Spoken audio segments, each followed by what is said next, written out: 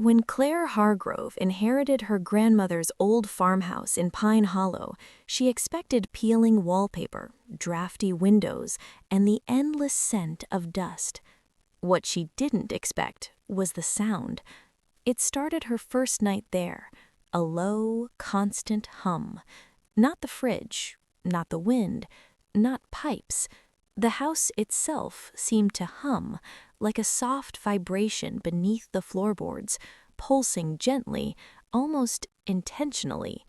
Claire tried to ignore it at first. She'd had a long week, the funeral, the family arguments, the unexpected inheritance.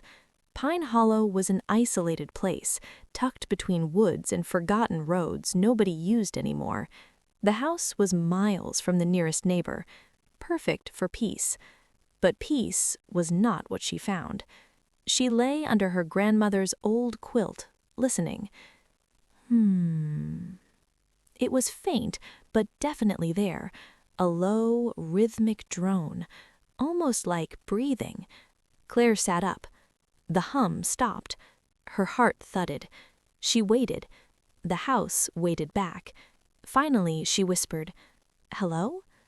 Sometimes people talked to empty rooms when they were scared. It was a way to hear a voice that wasn't your own terror. No answer. But when she lay down again, louder now, like the house was responding.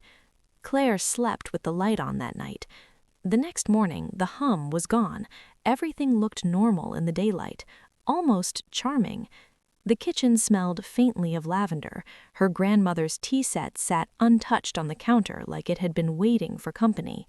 But Claire noticed something odd. The basement door was cracked open. She hadn't opened it. She was sure. She closed it firmly. It clicked loudly. When she turned away, the hum trembled faintly behind her ear, like something exhaling light at her neck. She spun. The door was open again, this time wider, as if something had come upstairs. Claire stepped back, grabbing a fireplace poker. She nudged the door. Nothing inside but dark. Musty, unmoving dark. But the hum, softer now, seemed to seep from the basement. Like a heartbeat. She shut the door and pushed a chair in front of it. Hard. Later, she drove into Pine Hollow for supplies. The town was tiny. One gas station, one diner, one antiques shop, one church leaning at a suspicious angle, and a library so small it looked like a dollhouse. People stared when she walked in. Not rude, concerned. An older woman at the shop counter said, "You must be Claire." Claire blinked. Yes. How's the house?" "Fine," lied Claire. The older woman's eyes flickered with something dark and pitying. "Your grandmother was a lovely woman, never should have stayed in that place alone." "Why not?" A pause. The woman forced a smile that didn't reach her eyes. "Oh, you know old houses. Too big, too empty. They start to feel strange." But the woman's tone told Claire there was more she wasn't saying. The cashier chimed in softly. "She used to say the house was alive." The older woman shot him a glare. "Hush." But the words were out. Claire felt cold. The second night.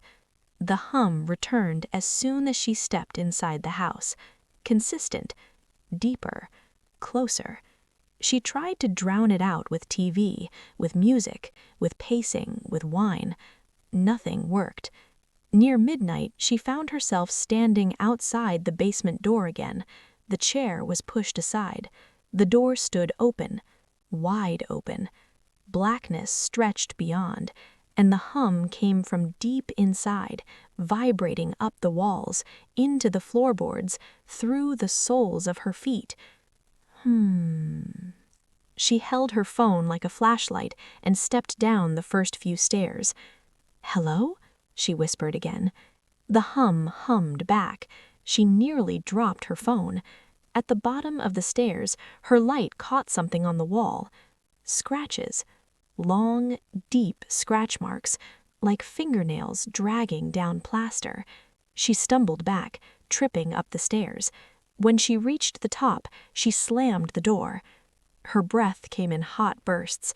She stood there until the hum faded back to its usual quiet tremor. Unable to sleep, Claire rummaged through her grandmother's desk, old letters, recipes, bills, and one envelope with her name on it. Claire, do not read until I am gone. Her hands shook as she opened it. Her grandmother's handwriting curled across the page. The house will call to you. It called to all of us. Do not go into the basement. Whatever it sounds like, whatever it says, no matter how it begs, do not respond. I am sorry. Forgive me. Claire felt her breath stop. The house hummed beneath her, long, low, and patient. Like it was waiting. The door moves. The hum grew louder. Claire looked up. The basement door was opening, on its own, slowly, smoothly, like it had been waiting for her to read the letter. The air around her vibrated with the hum. Her teeth rattled. The lights flickered. The basement hum grew into a voice, not words, but tones, a deep, distorted sound shaping itself into meaning, calling her, inviting her, pleading. The letter trembled in her hand. Do not respond. The humming voice grew urgent, like a hungry animal smelling food. Claire stepped back toward the front door, shaking, tears forming at the corners of her eyes. The hum rose into a low, painful roar. The floor vibrated. The basement door shuddered violently, then slammed open, hard enough to hit the wall. Claire screamed and bolted outside into the cold night air, the house still vibrating behind her. When she reached her car, the house suddenly fell silent, dead silent, like it was listening, waiting, watching. Claire backed away slowly. She knew only one thing now. Her grandmother feared the house, and the house, it had wanted her. Now it wanted Claire. Claire didn't sleep. Not really. The house's hum had settled into her bones. Even the trees outside seemed to vibrate in sympathy. She spent the next day trying to distract herself, unpacking, cleaning, pretending the basement didn't exist. But everything she touched seemed to whisper. By evening, the hum returned, soft at first, then growing. It wasn't just sound anymore. It was tactile, a tremor under her feet, a pull at her chest, a pulse in her temples. The house was alive, and it wanted her attention. She drove into Pine Hollow again, desperate for guidance. She found Mr. Talloway, an elderly neighbor who had known her grandmother well. "The house," he said immediately, voice trembling. "It's old, older than the town, older than the woods. It feeds." Claire blinked. Feeds? On what? Calloway shook his head. On fear. On guilt. On life. You can't resist it forever. I barely escaped. Your grandmother knew this. That's why she left you a warning." "Escaped?" Claire asked, her hands trembling. Calloway leaned close. "If it gets inside your head, you'll never leave." She thanked him and drove home faster than she ever had. The sun had already begun to set, but she felt as though the shadows were reaching for her before the night even began. By midnight, the hum was unbearable. She could no longer pretend. The basement door now creaked ominously, slightly ajar, as if inviting her in. Trembling, Claire took the stairs slowly, flashlight in hand. Every step groaned under her weight. The basement smelled of wet earth, old wood, and something metallic. The hum became louder, louder, until it transformed into voices. Whispered, urgent, overlapping voices. Her grandmother's? Jonas? Unknown entities? She couldn't tell. On the far wall, a trapdoor she hadn't noticed before lay slightly open. The hum emanated from below. Compelled by terror and fascination, Claire lifted the door. Cold air rushed up like the house exhaling. Stairs descended into blackness deeper than the basement itself. Something old and malevolent waited. At the bottom, she found a chamber dug beneath the house. It was lined with dark oiled wood, walls scratched with words, symbols, and dates. In the center sat a shallow pit filled with bones, small bones, human teeth, and unidentifiable fragments. Candles burned along the edges, though no one had been here in decades. The hum originated from this pit. A shadow moved, not cast by candlelight, not by her flashlight. Something in the darkness observed her. The hum shifted into an almost coherent voice. "You are ours, like the others." Claire stumbled backward. The floorboards seemed to breathe. Something cold brushed her ankle. Her flashlight flickered. She screamed and scrambled up the stairs, slamming the trap door. The basement shook as if the house were enraged. She ran to her car and drove aimlessly through the woods, gasping. When she returned, the house stood silently in the moonlight, deceptively still. The hum was gone, for now. Claire pieced together what Mr. Calloway had warned. The house was a living predator. It consumed the life force of anyone too curious, too stubborn, too alone. Her grandmother had survived by leaving a warning and perhaps sacrificing something of herself to appease it. But now it wanted her, and it would stop at nothing to claim her. In her room, she found her grandmother's diary. One passage chilled her to the core. "It knows you. It listens. If you descend, it will not let you ascend. Leave while you can. Don't answer its call." But Claire could no longer resist. She knew the hum was a summons she could not ignore, and tomorrow she would answer it. Claire woke before dawn. The hum was back, louder than ever, not just under her feet, but in her skull, in her chest, vibrating through every bone. It was calling. She knew she had to go into the basement one last time. She gripped her flashlight, trembling. The basement door opened effortlessly, inviting her. Each step down seemed heavier, the air thicker. The whispers intensified. Hundreds of voices layered over one another. Some screamed, some pleaded, some hissed in languages she didn't know. At the bottom, the trap door to the hidden chamber lay open. The pit of bones waited, humming like a beating heart. Claire approached cautiously. The pit glowed faintly, an unnatural light pulsing in rhythm with the hum.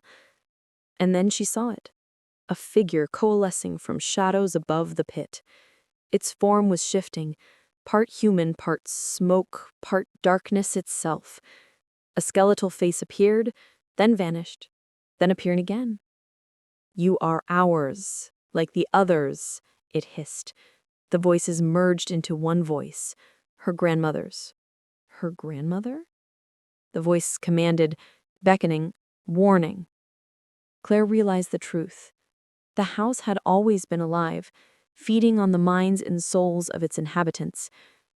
Her grandmother hadn't merely survived, she had bound herself to the house, containing the worst of it, sacrificing her freedom so Claire could inherit everything. The figure reached out a smoky hand. The hum pulsed in Claire's chest. "Join us, or leave and die alone." Claire staggered back, horrified. She saw bones twitch, shadows moved like living fingers. The house's heart, whatever powered it, beat beneath the floor like a terrible organ. She thought of escape, but the house had no doors, no walls, only hunger. The hum wrapped around her like a snake. She realized she had one chance: appeasement. She remembered the diary, the warnings, the notes. Her grandmother had left something behind: a charm, a carved symbol, a binding token. She found it tucked beneath the floorboards. Whispering an apology to the entity, she pressed it against the pit.